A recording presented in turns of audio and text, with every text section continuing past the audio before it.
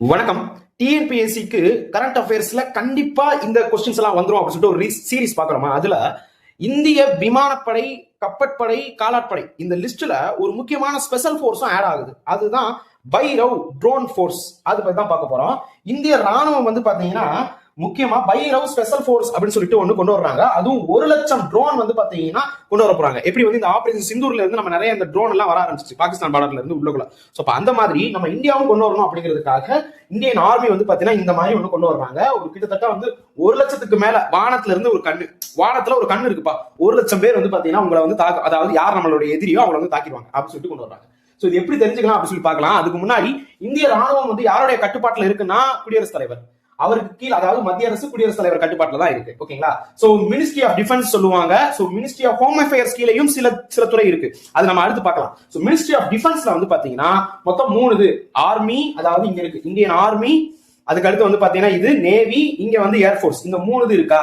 இந்த 3க்கும் ஹெட் ஒவ்வொரு தலைவர் இருப்பாரு. ஆனா இந்த குறிப்பிட்ட நெருக்கடியான காலகட்டத்திலையும் தொடர்பு கொள்ளணும் அப்படிங்கிறதுக்காக சிடிஎஸ்னு ஒரு ஸ்டாஃப் கொண்டு வர்றாங்க. சீஃப் டிஃபென்ஸ் ஸ்டாஃப் அப்படின்னு சொல்லிட்டு ஒன்று கொண்டு வர்றாங்க. இப்ப யார் இருக்கா அப்படின்னு சொல்லிட்டு ஒரு கேள்வி வரும். உங்களுக்கு தெரியுமா? கமெண்ட் பண்ணுங்க. அண்ட் ரொம்ப முக்கியமானது, முதலாவது சிடிஎஸ் யாருன்னு கொஸ்டின் கேட்பாங்க. இப்ப யார் இருக்காங்கன்னு கேட்பாங்க. ஏன்னா முதலாவது இருந்தவர் வந்து நம்ம தமிழ்நாட்டுல நீலகிரியில வந்து தான் ஒரு ஹெலிகாப்டர் விபத்துல இறந்து போனாங்க. சோ அப்ப அவர் பேரும் கேட்கலாம், கரெக்டா யாரு இருக்காங்கன்னு கேட்கலாம். இது வந்து கார்கில் போறப்போ ஒரு சின்ன சின்ன இடர்கள் நடந்துச்சு. அதனால தான் இந்த பதவியை கொண்டு வந்திருக்காங்க. ஏன்னா எதுக்கு எடுத்தாலும் பிரசிடென்ட்ட போய் கேட்டுட்டு இருக்க முடியல அப்படிங்கிறதுக்காக. ஓகேங்களா? சோ நம்ம வந்து இந்தியாவில் என்னென்ன இருக்கு, இந்த 3 பார்த்தோமா. இப்ப அதே மாதிரி அமெரிக்கா ராணுவம் அப்படின்னு எடுத்துக்கிட்டீங்கன்னா இப்ப வந்து வெனிசுலாவுல இருந்த ஒரு சில விஷயம் பார்த்திருப்போம். அதே மாதிரி உக்ரைன் போர்லயும் ஒரு சில விஷயம் பார்த்திருப்போம். அமெரிக்காவில் வந்து பாத்தீங்கன்னா ஆர்மின்னு இருக்கு, இது நம்ம இந்தியாவிலும் இருக்கக்கூடியது. நேவின்னு இருக்கு, இந்தியாவில இருக்கு. அண்ட் ஏர்போர்ஸ், இந்த 3 தான் நம்ம இந்தியாவில் இருக்கு. இதை தாண்டி நல்லா கவனிங்க, மெரைன் போர்ஸ்னு சொல்றாங்க. மெரைன் போர்ஸ்னா நீர்மூழ்கி கப்பல், அந்த மாதிரி ஆள் கடல்ல போயிடும். கோஸ்டல் கார்டு, நம்ம இந்தியாவிலையும் கோஸ்டல் கார்டு இருக்கு, ஆனா மாநில கட்டுப்பாட்டுல இருக்கும். ரொம்ப முக்கியமானது, எல்லாருமே வந்து எதிரே பார்க்காத ஒண்ணு என்னன்னு கேட்டா, எப்பா இது நம்ம லிஸ்ட்லயே இல்ல அப்படிங்கிற மாதிரி விண்வெளி படை. நல்லா கவனிங்க, ஸ்பேஸ் போர்ஸ்.